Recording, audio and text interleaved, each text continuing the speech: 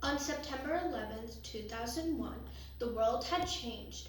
At 8:46 a.m., the first four hijacked planes hit the World Trade Center's North Tower, and by the end of the day, planes had hit the South Tower and the Pentagon.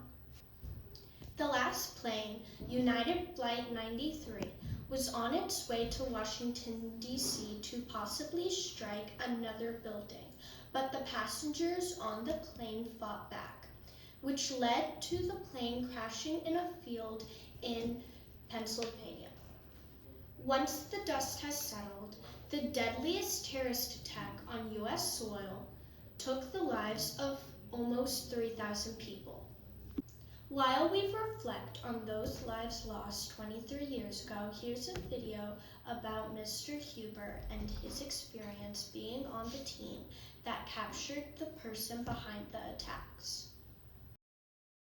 I'm Charlie Huber. I'm a teacher here at American Heritage Palm Beach campus and am one of the pre-engineering program directors.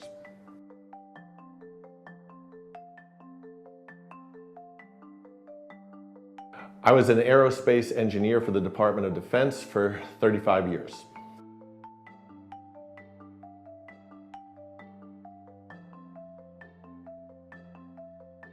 So I worked at the Pentagon until 2000, and then after that I went back to Defense Intelligence Agency.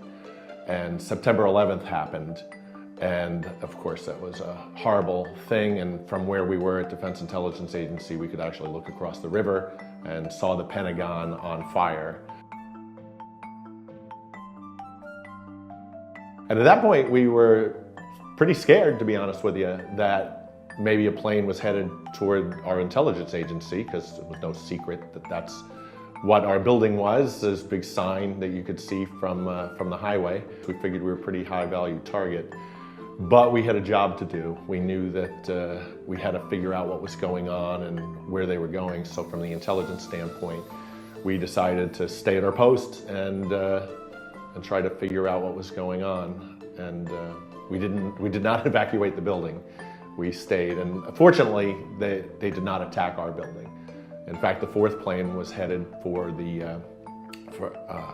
Congress and the Capitol building, and we didn't know that until later.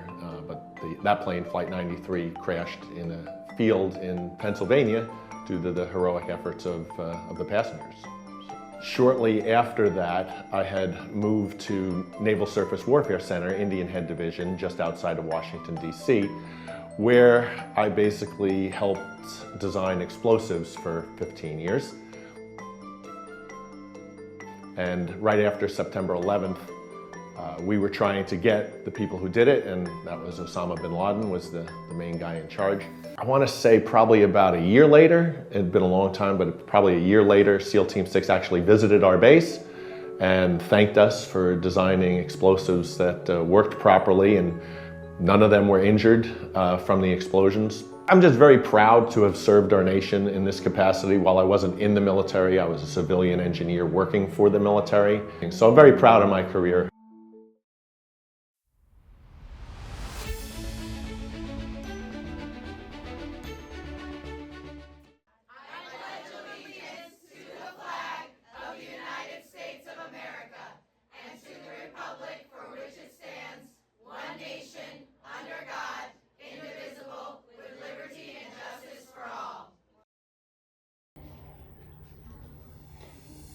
Junior high volleyball. A and B teams will be playing on Wednesday, September 11th at Pinecrest Boca. Both teams will be dismissed at 2:15. A team will play their game at 4 p.m. and B team will play their game at 5. Let's go, Stallions! The junior high football team will be playing at Calvary Christian on Wednesday, September 11th. The team will be dismissed at 1:30 and will play at 4.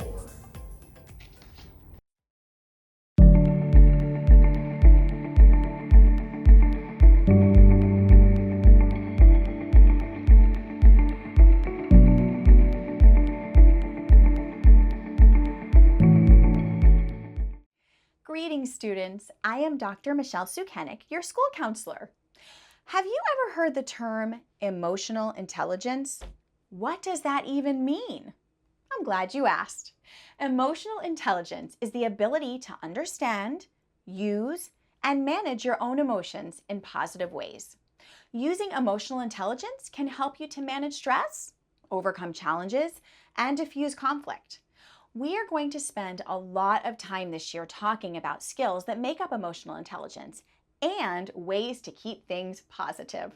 These are the 5 components of emotional intelligence: self-awareness, self-regulation, motivation, empathy, and social skills.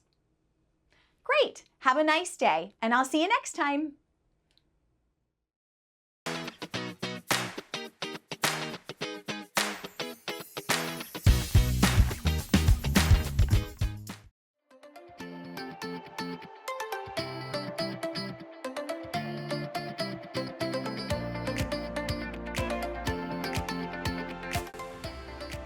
Hey Stallion, today is Wednesday, September 11th. Today's hot lunch is mac and cheese and cornbread. Veggie wrap is your cold lunch option, and always gluten-free items are available.